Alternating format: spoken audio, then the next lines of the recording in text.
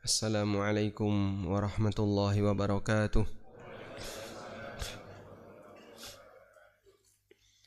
Alhamdulillah wassalatu wassalamu ala Rasulillah wa ala alihi wa sahbihi wa mawalah. Wa ashhadu an la ilaha illallah wahdahu la syarikalah wa ashhadu anna Muhammadan abduhu wa rasuluh sallallahu alaihi wa ala alihi wa sahbihi wa man tabi'al huda ila yaumil qiyamah. Alhamdulillah, puji syukur kita haturkan kehadirat Allah. Pagi ini kembali kita lanjutkan kajian rutin dengan membaca kitab Riyadhus Shalihin. InsyaAllah kita akan membaca hadis nomor 223. Qala Rasulullah sallallahu alaihi wasallam, man marra fi syai'in min masajidina aw aswaqina wa ma'ahu nablun falyumsik aw liyaqbid ala nisaliha bikaffihi ayyusiba ahadan minal muslimina minha bisyai'in muttafaqun alaih. Rasulullah sallallahu alaihi wasallam bersabda, man marra fi syai'in min masajidina. Boleh enggak baca hadis seperti itu, Pak? Saya ulangi ya. Coba ini yang salah yang mana? Saya baca kayak gini. Man marra fi syai'in min masajidina. Yang salah yang mana, Pak? Non mati ketemu mim. Tanwin ketemu mim, non mati ketemu mim. Jadinya bacanya man marra fi syai'im mim masajidina. Perlu kayak gitu enggak? Enggak. Yang baca seperti itu hanya Al-Quran. Sedangkan baca hadis dari Nabi SAW tidak perlu harus ada dengung, ada gunnah, ada ikhfa, ada apa lagi? Ada iqlab dan seterusnya. Sebab khusus untuk Al-Quran kita diajarkan adab yang lebih. Warattilil Qur'ana tartila. Lakukanlah baca Quran atau bacalah Al-Quran dengan cara tartil. Tapi kalau baca hadis atau teks Arab yang lainnya, apalagi yang ada di bungkus mie instan, nah itu tidak perlu harus menggunakan kaidah tajwid. Man marra fi syai'in min masajidina.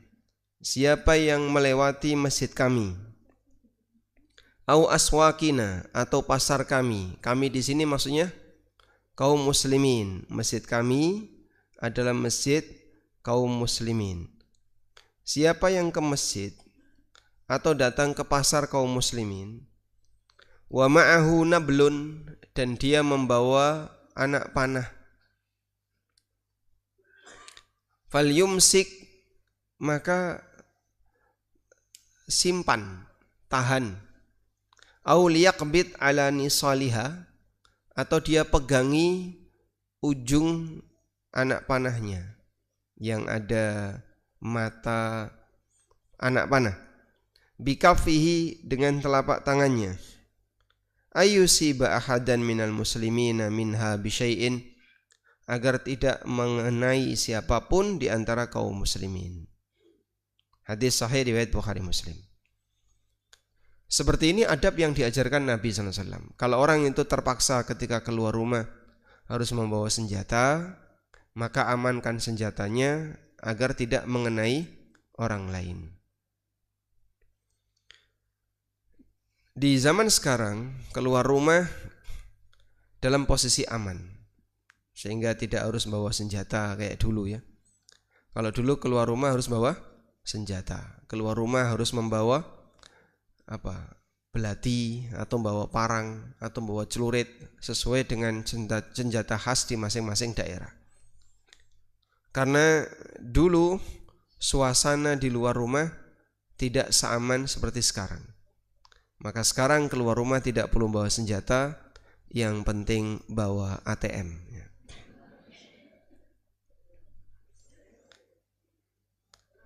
Dulu katanya, wallahu alam apa benar atau tidak, kalau ada orang Madura keluar rumah kok nggak bawa celurit, itu sombong. Diarani, wah kebal ini, pamer kekuatan, sombong. Kita zaman sekarang kan nggak perlu seperti itu ya. Walhamdulillah, ini sebuah nikmat yang luar biasa.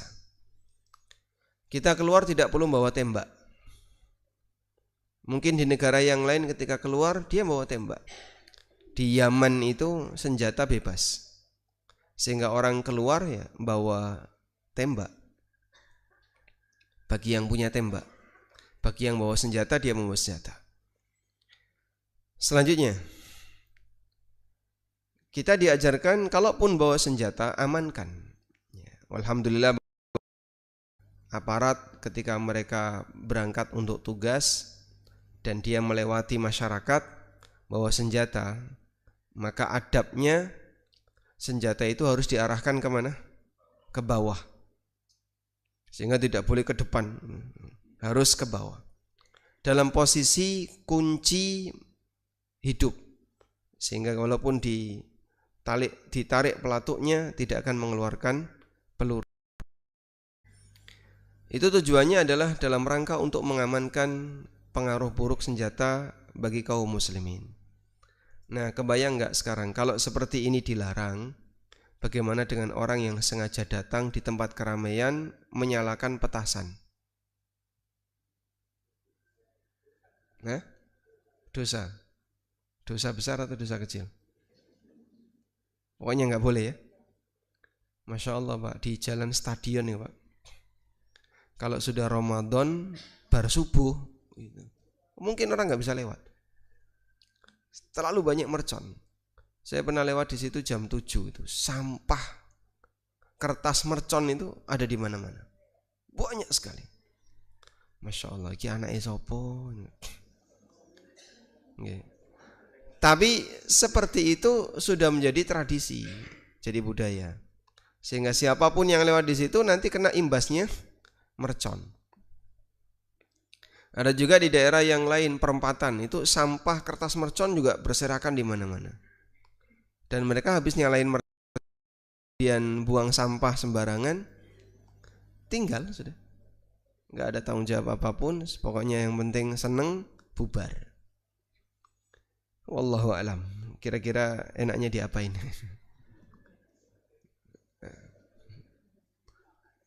Karena kayaknya edukasi seperti ini karena tidak masif ya.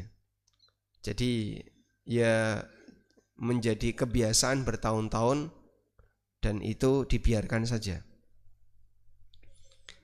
Kemudian juga ada sebagian orang yang dia suka mengganggu dengan cara naruh bangkai tikus di tengah jalan. Saya nggak jumpa ini di daerah Lamongan ya. Saya jumpa ini di Jogja. Nggak tahu itu yang ngajari pertama kali siapa. Kalau orang sinten? Pak Ijo.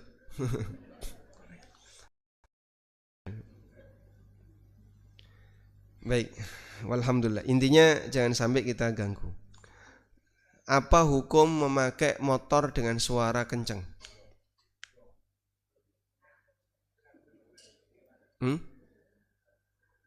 Apa hukum pakai motor dengan suara kencang?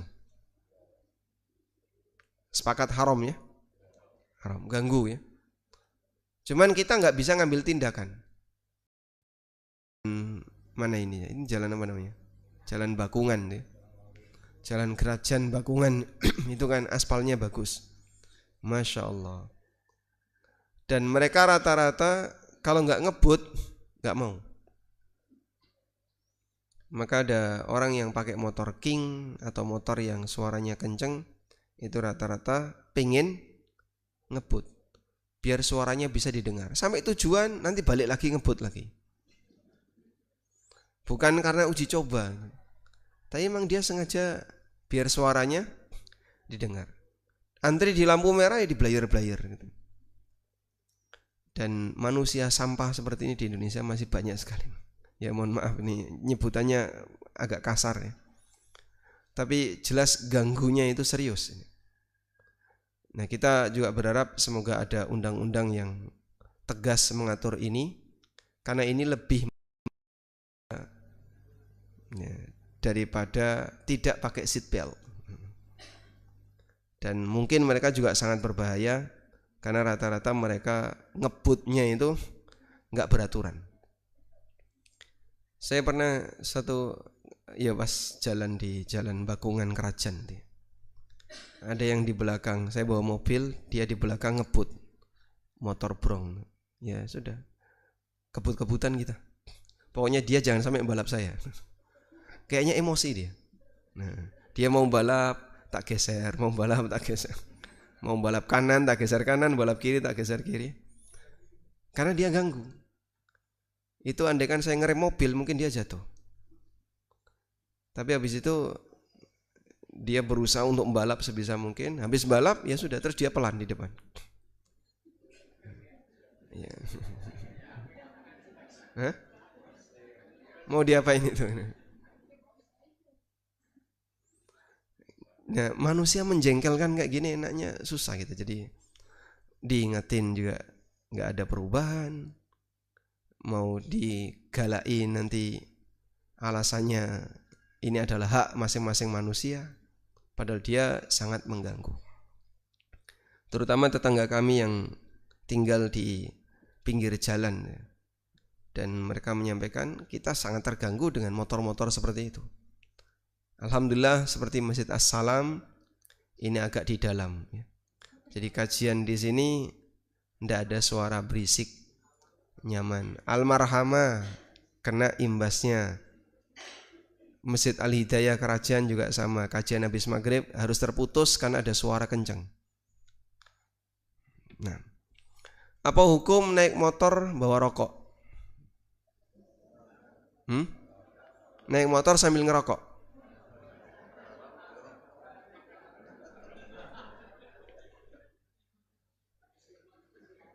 Ya, sudah banyak sekali kasus latu, abunya itu mengenai mata orang. Banyak ya kasus seperti itu.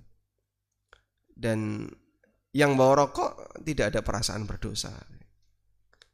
Nah, jadi tindakan-tindakan bodoh kayak gini masih banyak di negara kita. Dan mungkin kita minta kepada para aparat ya, agar lebih bersikap tegas, karena ini sangat berbahaya bagi yang lain. Baik, intinya jangan berpotensi mengganggu orang lain sehingga secara sengaja melakukan sesuatu yang itu nanti ganggu orang lain, ganggu keselamatan orang lain, ganggu ruang dengar orang lain, tidak selayaknya dilakukan. Wa an Nu'man bin Bashir, dari Nu'man bin Bashir radhiyallahu anhu, sallallahu alaihi wasallam, mathalul mu'minin fi tawaddihim wa tarahumihim wa ta'atufihim, perumpamaan orang mukmin dalam situasi mereka saling mencintai, mereka saling menyayangi, mereka saling berlemah lembut. Mathalul jasad, sebagaimana satu badan. Idza ishtaka minhu udwun, apabila ada satu anggota badan yang sakit, tada'a lahu sa'irul jasad bisahar wal huma, maka anggota badan yang lain enggak bisa tidur dan ikut demam. Yang sakit jempol kaki, yang panas pipi, yang panas dahi ya. Jadi yang sakit mana? Jempol kaki. Loh kok yang anget dahi? Itulah gambaran yang diberikan Nabi SAW, mukmin dengan mukmin yang lain. Sifat tepo selero mereka, sifat apalagi empati mereka, dan saling kasih sayang yang terjadi di antara mereka seperti satu badan. Ketika ada satu bagian yang sakit, maka yang lain ikut merasakan sakit. Sehingga masalah Palestina masalah kita bersama, masalah Suriah masalah kita bersama, Masalah yang terjadi di Sudan juga masalah kita bersama. Kita berharap semoga semuanya segera mendapatkan suasana aman, nyaman, bisa hidup dengan lebih baik sebagaimana yang kita rasakan. Karena mereka menjumpai tekanan yang sangat berat. Dan kita ngakui ini berat. Cuman kita nggak bisa berbuat banyak. Kadang donasi tidak sampai. Kadang kita mau ngasih bantuan dilarang masuk. Dan masih banyak lagi kondisi di mana kaum muslimin kesulitan untuk membantu muslim yang lain. Tapi di Indonesia perang opini, ya, sehingga gontok-gontokan antara satu dengan yang lain, dan gontok-gontokannya tidak memberikan pengaruh apapun yang ada di sana. Yang sini ribut, berantem, yang sana tetap kena bom. Kalau memang kita tidak bisa berbuat banyak, ya setidaknya sudahlah nggak usah perang opini. Bukan, minimal yang paling mudah adalah doa. Andaikan dari sekian juta kaum muslimin ada satu saja di antara kita yang doanya diijabahi oleh Allah, itu sudah cukup. Karena kalau satu doa kita diijabahi oleh Allah, mudah bagi Allah untuk membinasakan Israel. Mudah bagi Allah untuk membinasakan siapapun sekutu Israel. Sebab dengan satu doa ini, ketika Allah kabulkan, Allah Subhanahu wa taala akan membalas misalnya, atau menimpakan azab kepada Israel. Rebutan Baitul Maqdis itu terjadi sebelum zaman Musa. Bahkan termasuk di zaman Musa alaihissalam, Baitul Maqdis itu jatuh di tangan kaum musyrikin. Allah Subhanahu wa taala berfirman tentang perintah Musa kepada Bani Israel setelah mereka berhasil menyeberangi lautan. Ya qaumi dukhulul ardal muqaddasata allati kataballahu lakum wa la tartaddu ala adbarikum fatanqalibu khasirin. Wahai kaumku, ayo memasuki ardul muqaddasah, tanah suci, yaitu Baitul Maqdis. Allati kataballahu lakum, yang Allah tetapkan untuk kalian. Wala tartaddu ala adbarikum, dan janganlah kalian mundur. Fatanqalibu khasirin, nanti kalian kembali membawa kerugian. Maka Bani Israel menjawab, qalu ya Musa inna fiha qauman jabbarin. Wahai Musa, di sana ada kaum yang dolim.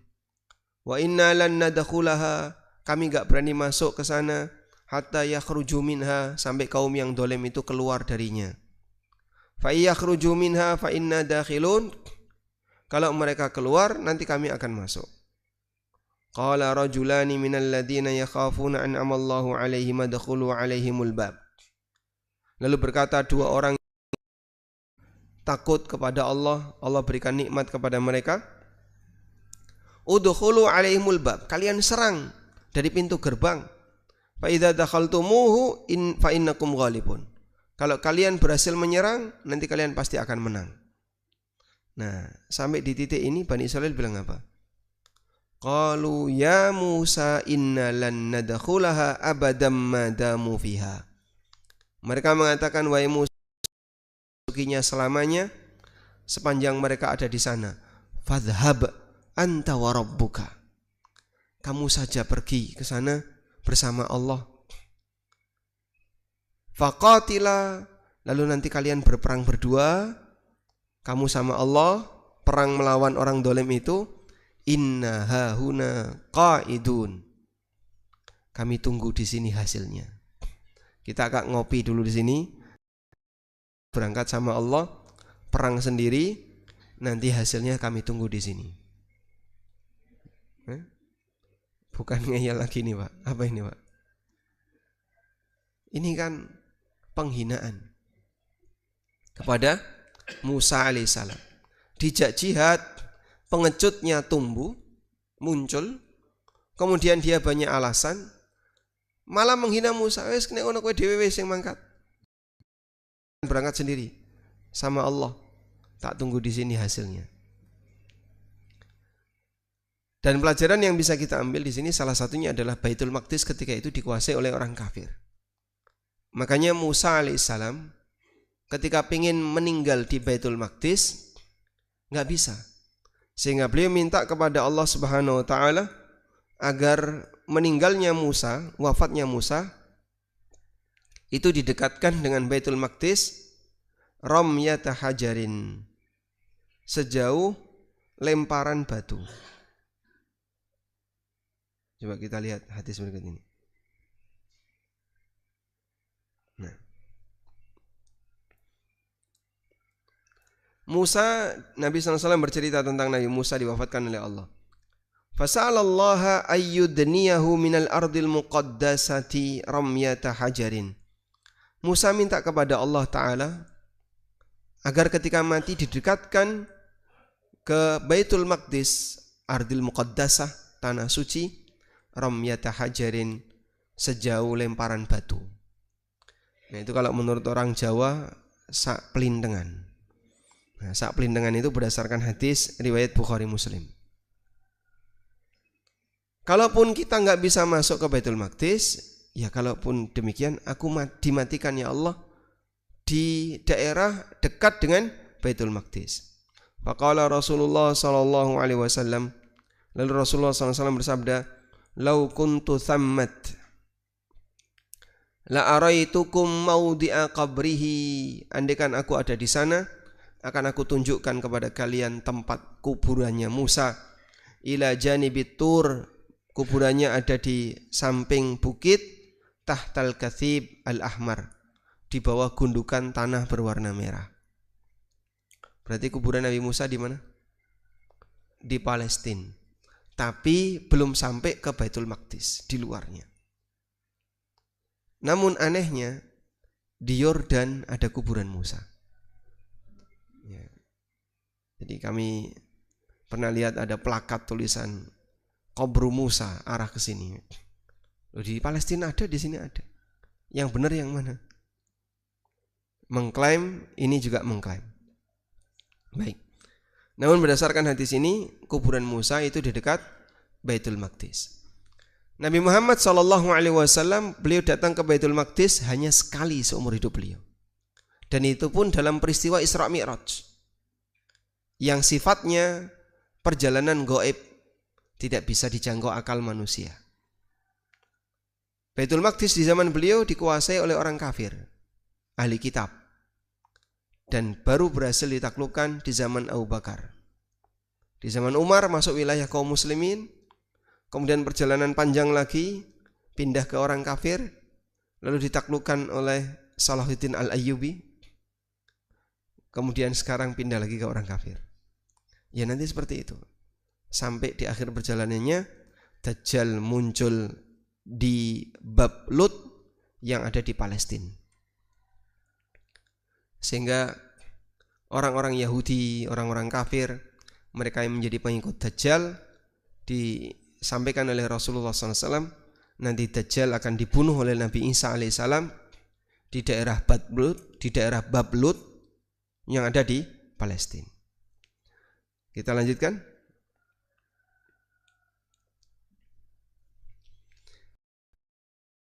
Di sini kita diajarkan saling mencintai, saling menyayangi sama muslim sebagaimana layaknya satu jasad. Yang satu sakit, yang lain ikut merasakan tidak enak. Makanya kalau ada orang yang bilang, ini sebenarnya anekdot, Pak, orang ngentut tuh kenapa wudu? Itu kan kentutnya keluar dari dubur, tapi dubur tidak disiram, malah yang disiram anggota wudu. Anek meripatmu sakit, sing disuntik mananya?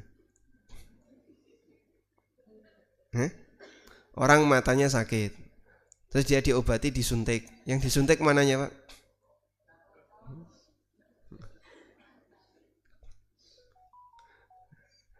Aturan ini dan aturan itu beda. Maka kalau digambarkan sakit mata, kaki ikut merasakan. Maka saat orang mengalami hadas, memang yang mengeluarkan angin itu dubur. Tapi bukan berarti mencuci dubur terus balik lagi sholat. Dia harus wudu dan ngentut tidak perlu cebok. Karena tidak ada zat najis yang nempel. Kita lanjutkan. Wa an Abi Hurairah radhiyallahu anhu qala qabbala an-nabiy sallallahu alaihi wasallam Al-Hasan ibn Ali huma wa indahu Al-Aqra bin Habis. Nabi sallallahu alaihi wasallam pernah mencium Hasan bin Ali. Dan di dekat beliau ada Al-Aqra bin Habis. Hasan dan Husain, dua putra dari Fatimah radhiyallahu anhum ajma'in. Hasan itu mirip Nabi SAW dari mulai pusar ke atas. Husain itu mirip Nabi SAW pusar ke bawah. Wajahnya Husain mirip Ali, badannya Husain mirip Ali, tapi area bawah mirip Nabi. Hasan area atas mirip Nabi SAW, area bawah mirip Ali. Sampai ketika setelah wafatnya Nabi SAW, Hasan kan masih anak-anak, digendong oleh Abu Bakar. Digendong Abu Bakar, ditaruh di pundaknya sambil mengatakan innahu syabihun bin Nabi la syabihun bi Ali. Ini mirip Nabi, bukan mirip bapaknya ini. Bapaknya ada di situ, Ali bin Abi Thalib, dan beliau hanya tersenyum. Sehingga Hasan bin Ali ini ganteng, mirip Nabi Muhammad sallallahu alaihi wasallam. Ada orang tabi'in yang bermimpi ketemu Rasulullah sallallahu alaihi wasallam. Lalu dia lapor kepada sahabat, aku mimpi ketemu Nabi sallallahu alaihi wasallam. Seperti apa yang kamu lihat? Lalu orang itu mengatakan, wajahnya sama seperti Hasan bin Ali. Berarti betul yang kamu lihat itu Nabi sallallahu alaihi wasallam. Jadi dulu jadi standar ya. Nah orang zaman sekarang ngaku, aku mimpi ketemu Nabi SAW.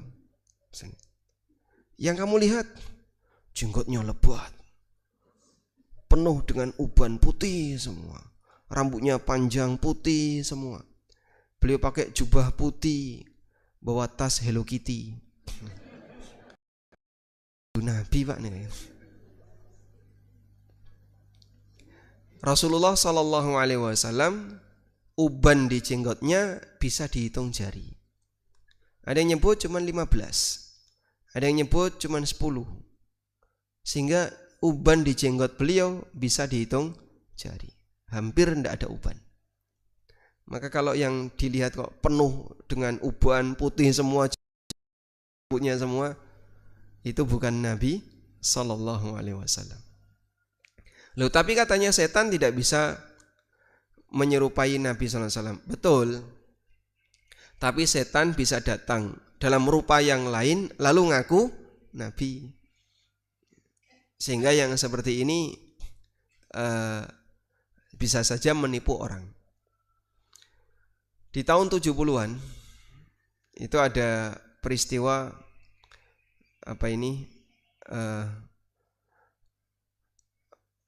kelompok bersenjata, mereka membajak Masjidil Haram. Dan tentara-tentara Saudi dibunuh semua.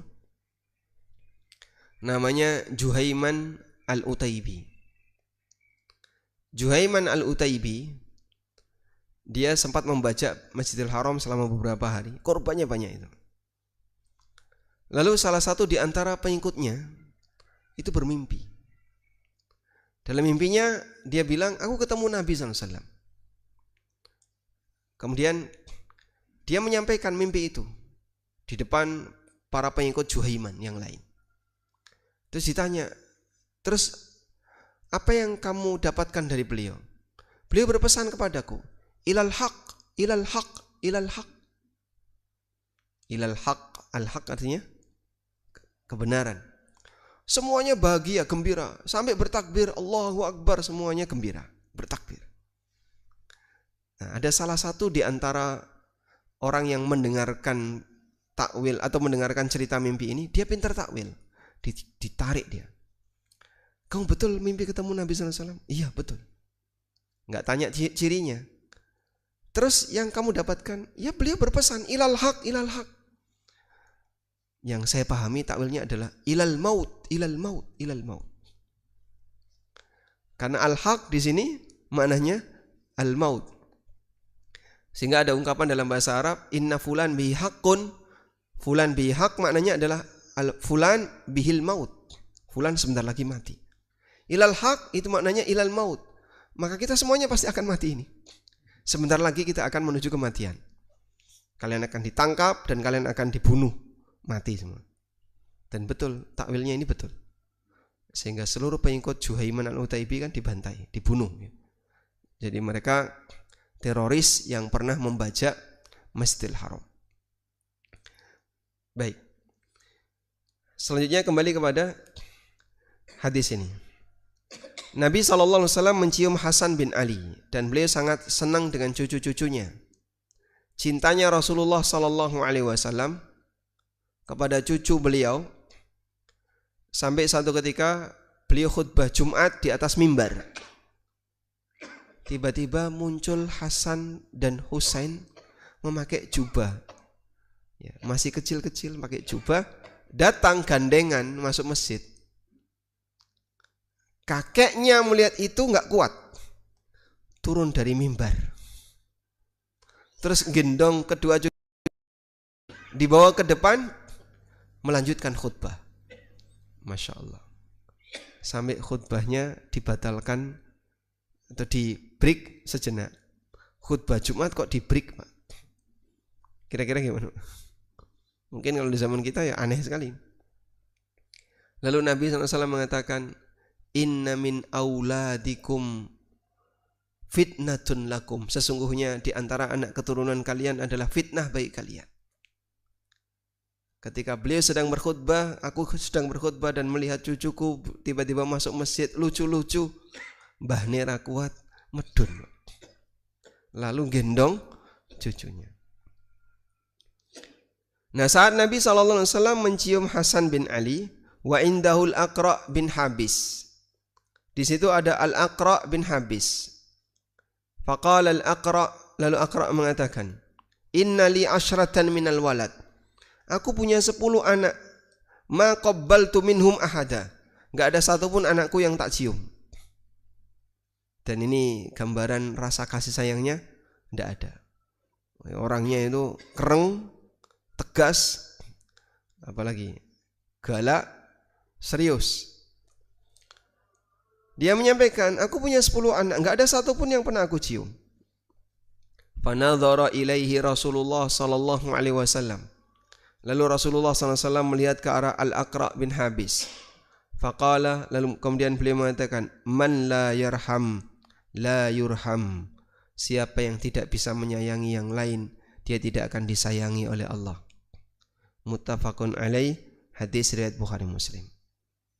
Sehingga sikap lemah lembut, sayang kepada yang lain, sayang kepada sesama, ini bisa mengundang sayangnya Allah Subhanahu wa ta'ala. Irhamu man fil ardi yarhamuka man fis sama. Sayangilah makhluk yang ada di bumi, maka zat yang ada di atas langit akan menyayangimu. Ar-rahimun yarhamuhumur rahman. Orang yang suka menyayangi akan disayangi oleh Ar-Rahman. Nah, belajar seperti ini walhamdulillah. Kalau orang Jawa sudah sangat bagus ya. Mereka menyayangi keluarga, menyayangi anak-anak, sehingga anaknya ribut, orang tuanya tetap santai. Namun kita bisa melihat suasana saling menyayangi di sini. Salim cium tangan. Wa an Aisyah radhiyallahu anha qalat, beliau bercerita, qadima nasun minal a'rab, datang beberapa orang di kalangan Badui. ala Rasulillah sallallahu alaihi wasallam, menemui Rasulullah sallallahu alaihi wasallam. Faqalu, lalu Badui ini bertanya, atuqabbiluna sibyanakum? Apakah kalian punya kebiasaan untuk mencium anak-anak kalian? Faqala, jawab Nabi sallallahu alaihi wasallam. Qalu, mereka mengatakan, lakinna wallahi ma nuqabbil. Kami demi Allah enggak punya kebiasaan seperti itu. Kami tidak pernah mencium anak-anak. Faqala Rasulullah sallallahu alaihi wasallam, awa amliku in kana Allahu naz'a fi qulubikumur rahmah? Aku tidak bisa menghalangi kalau Allah Subhanahu wa taala mencabut rahmat dari hatimu. Mencabut rahmat dari hati, akhirnya sang hamba ini jadi galak, keras kepala, kasar. Apalagi semua karakter keras ada padanya. Orangnya galak, keras kepala, alot. Terus apa lagi? Pokoknya nek diomong susah.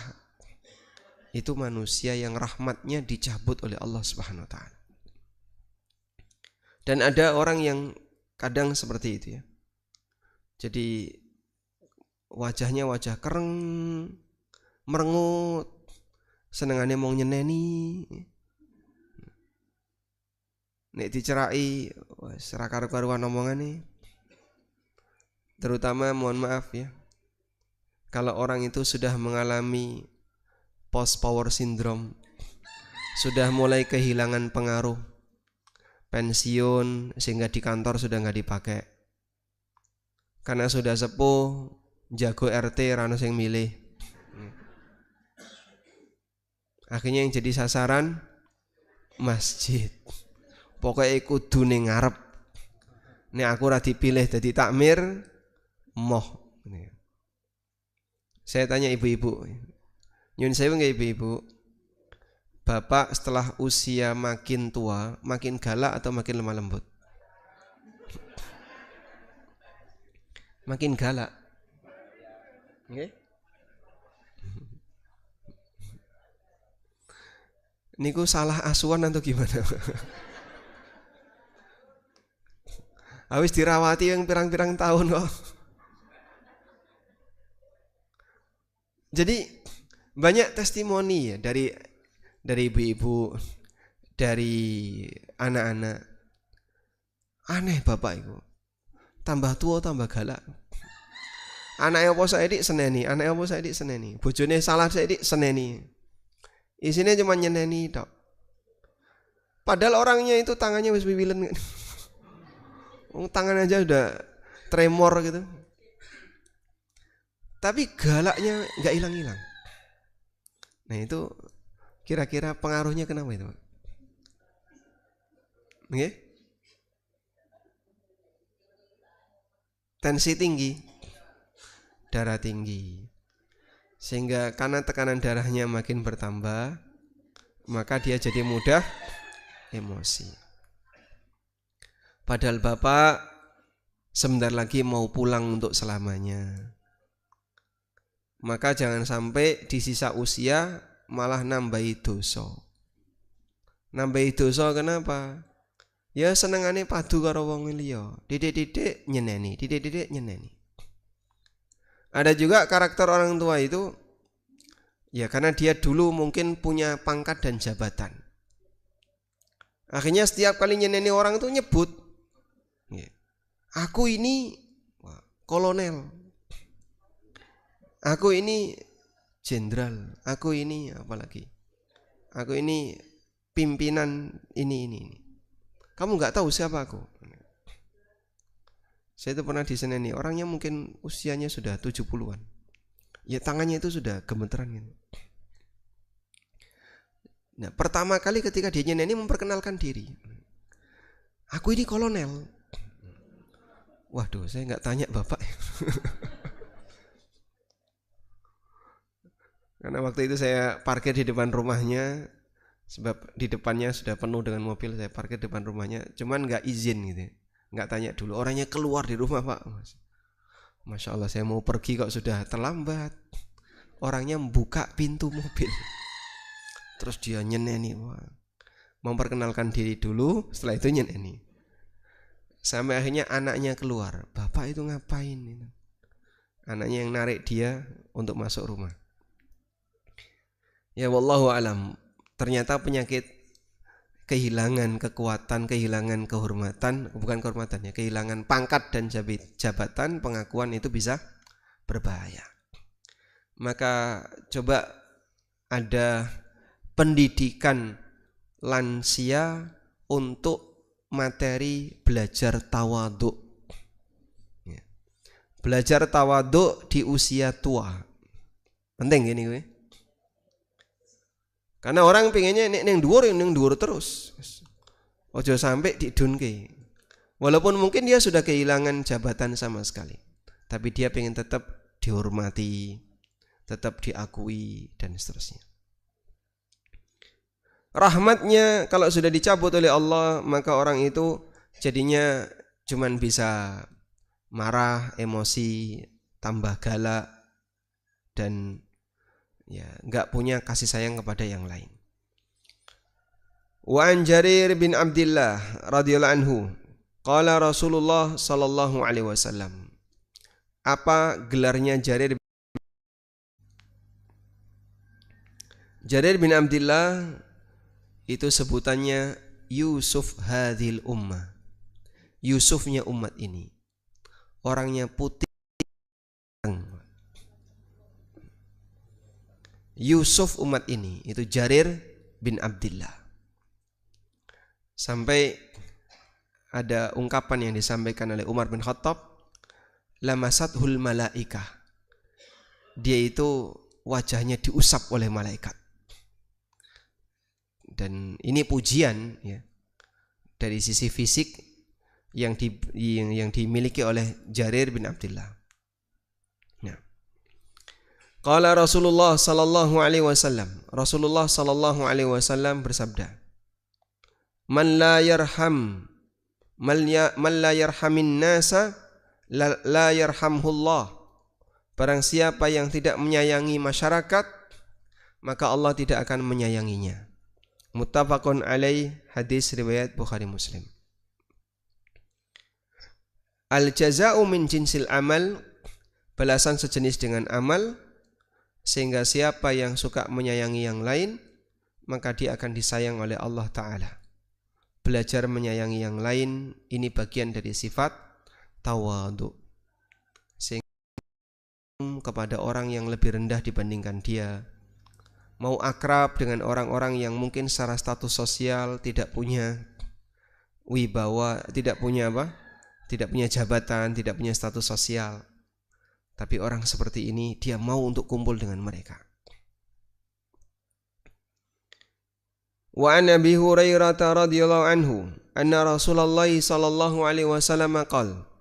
Dari Abu Hurairah radhiyallahu anhu, Rasulullah sallallahu alaihi wasallam bersabda, Idza shalla ahadukum linnas, kalau kalian ngimami orang lain, falyukhaffif, jangan lama-lama ya, baca yang ringan. Fa inna fihi mudda'if, karena di belakangnya ada makmum yang lemah, makmum yang sakit, wal kabir, makmum yang sudah tua. Peduli kondisi makmum. Wa idza shalla ahadukum li nafsi, tapi kalau kalian falyutawwil, silahkan diperlama, masya'a, sesuai yang dia inginkan. Muttafaqun alaih, hadis riwayat Bukhari Muslim. Salat subuh baca surat Ali Imran. Masyaallah. Gak rampung-rampung, 200 ayat. Ya inilah aku, salamu dewe kok melu. Bukan gitu, masjid ini kepentingan bersama. Dan harusnya kamu peduli dengan kondisi makmum. Wa fi riwayatin, dan dalam riwayat yang lain, wadal haja, di tengah makmum ada orang yang punya kebutuhan. Sehingga kalau kamu terlalu lama, nanti kasihan makmum yang punya kesibukan A, punya kebutuhan B. pengen segera keluar dari masjid tapi nggak bisa gara-gara sholatnya terlalu lama. Baik, tapi untuk zaman sekarang fenomena imam yang sholat lama sudah nggak ada ya, kecuali qiyamul lail di masjid tertentu. Kalau sholat wajib ya rata-rata cepat. Artinya gambaran ini terjadi seperti di zaman Nabi SAW. Mu'ad bin Jabal ngimami sholat isya baca Al-Baqarah. Akhirnya sebagian makmumnya mutung, terus dia batalkan sholat, kemudian dia sholat sendiri, kemudian dia pergi. Mu'ad dapat cerita, tadi ada makmummu yang mutung. Mu'ad langsung bilang, innahu munafik, itu munafik. Akan aku laporkan kepada Nabi SAW. Akhirnya mereka berdua datang lapor kepada Rasulullah SAW. Ya Rasulullah, ini anak munafik. Sholat belum selesai dia mutung, terus sholat sendiri, terus hilang. Kemudian Nabi SAW tanya kepada si pemuda tadi, kenapa kamu mutung? Kemudian beliau menyampaikan, ya Rasulullah, Mu'ad sholatnya terlalu lama. Dia baca surat Al-Baqarah di qiyamul lail. Akhirnya Mu'ad yang dimarahi, afattanun anta ya Mu'ad, mau bikin kisruh wahai Mu'ad. Bacalah ayat-ayat yang lebih pendek. Kemudian beliau arahkan membaca surat Al-Insyiqaq, Al-Infitar, Idzas sama'un syaqqat, Idzas sama'un fatarat, atau surat-surat yang ada di sekitarnya. Selanjutnya dari sini kita bisa mendapatkan pelajaran bahwa pemimpin itu peduli dengan yang paling lemah. Pemimpin itu seharusnya dia peduli dengan yang paling lemah. Maksudnya yang jadi standar itu orang yang paling lemah. Ada sebuah hadis yang menyebutkan waqtadu bi'ad'ufikum, ikutilah yang paling lemah di antara kalian. Ya, sehingga misalnya ada rombongan. Dalam rombongan ini ada pemimpin. Lalu dia mau melakukan sesuatu. Maka ada yang bapaknya ada yang lumpuh, nggak bisa jalan. Ada yang buta, ada yang ini, ada yang ini. Coba kamu tanyakan ke mereka. Kira-kira kalau mampir di sini mau nggak? Nggak mau. Ya, kalau begitu lanjutkan perjalanan. Sehingga yang paling lemah ini yang jadikan standar. Saya membersamai jamaah umroh, ya, satu bis, ya, kurang lebih 40-an orang. Setelah sampai di hotel Mekah, kita musyawarah. Mau umroh langsung malam ini, habis isya langsung umroh, ataukah nunggu jam 2? Voting gitu.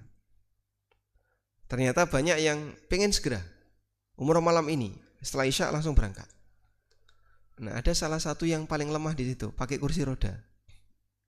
Bapak kira-kira milih yang mana? Ya, saya pengen jam 2 mas, biar nanti selesai umroh bisa langsung sholat di masjid, pulang. Selesai umroh kan subuh, sholat di masjid subuh, pulang, selesai. Ya sudah, kalau gitu saya ikut bapak. Wah, yang lain pada komentar, ini suara mayoritas. Ya, kami ngikuti yang paling lemah. Karena dia yang paling butuh untuk diperhatikan. Yang sehat-sehat kan kalian tuh seger, tegas. Jadi silahkan nanti menyesuaikan yang paling lemah. Nah, itu contoh penerapan. Ikutilah orang yang paling lemah dalam kegiatan-kegiatan bersama, karena dia yang paling punya keterbatasan. Wallahu a'lam. Walhamdulillahirabbil alamin. Insyaallah di pertemuan berikutnya kita akan lanjutkan dengan membaca beberapa hadis yang lain. Semoga yang sedikit ini bermanfaat. Ada yang mau disampaikan? Nah, silakan.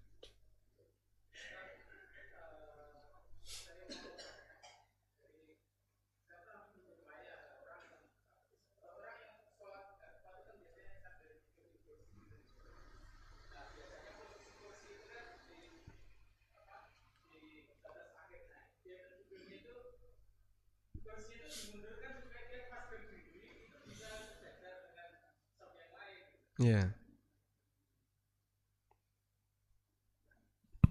Nah saya tanya, kok dia kenapa kursinya dimundurkan, terus dia bilang ya supaya bisa pas lurus, pas berdiri itu lurus gitu. Tapi apa nggak ganggu? Terus dia bilang kalau di masjid ini biasanya cuma satu soft mas, gitu dia bilang gitu. Jadi ya belakangnya nggak akan keganggu karena biasanya hanya satu soft gitu. Nah seperti itu gimana Ustaz? Ya, baik. Orang yang sholat dengan duduk di atas kursi ada dua kondisi. Pertama, dia bisa berdiri, maka beliau wajib berdiri. Sehingga tidak boleh, aku nanti tidak bisa turun sujud. Kalau sujud turun reso tangi, maka beliau bisa berdiri, tapi kalau sujud duduk di kursi. Kondisi yang kedua, dari awal duduk di kursi. Orangnya nggak bisa berdiri, sehingga ketika sholat dari awal duduk di kursi seperti ini. Nah terus yang lebih tepat yang mana? Untuk pengaturan softnya. Jika beliau duduk di atas kursi dari awal, maka kaki kursi lurus soft. Tujuannya agar kepala dia sejajar dengan kepala kanan kirinya. Jadi yang jadi acuan kepala, bukan kaki ya. Maka yang duduk di atas kursi, kalau kakinya yang jadi acuan, jadi kaki ini yang soft, badannya di belakang. Jadi seperti ini nanti dia. Dan itu akan membuat dia jadi berada di belakang soft karena kepalanya di belakang soft. Yang kedua, jika dia bisa berdiri, maka dia luruskan dengan soft. Nah, meluruskannya ini saat dia berdiri atau saat dia duduk? Berdiri. Maka kursinya agak geser ke belakang, agar ketika berdiri dia bisa sejajar dengan kanan kirinya. Begitu dia mau ruku atau mau sujud, duduk di atas kursi, terus dia ruku sujud pakai isyarat. Nah, kecuali jika kursinya ke belakang, ganggu yang lain. Kalau misalnya gak ganggu Pak, ya enggak masalah, itu lebih bagus. Agar saat berdiri dia bisa sejajar dengan makmum yang lain. Tapi kursi ini kalau ganggu, Anda tarik ke depan. Anda tarik ke depan agar nanti tidak mengganggu orang yang berada di belakang. Tapi kalau bisa dipastikan, biasanya cuma satu soft, tidak pernah ada orang yang dua soft di sini. Atau kursinya ditaruh di posisi yang dekat dengan tiang. Ini nggak dipakai Pak, nggak ada orang yang sholat di sini, sehingga kursinya mundur, belakangnya tiang, itu nggak ganggu. Nah, ya mungkin disesuaikan dengan beliau menyesuaikan ya, agar nanti sholatnya tetap baik, tapi tidak sampai ganggu orang lain. Wallahu a'lam.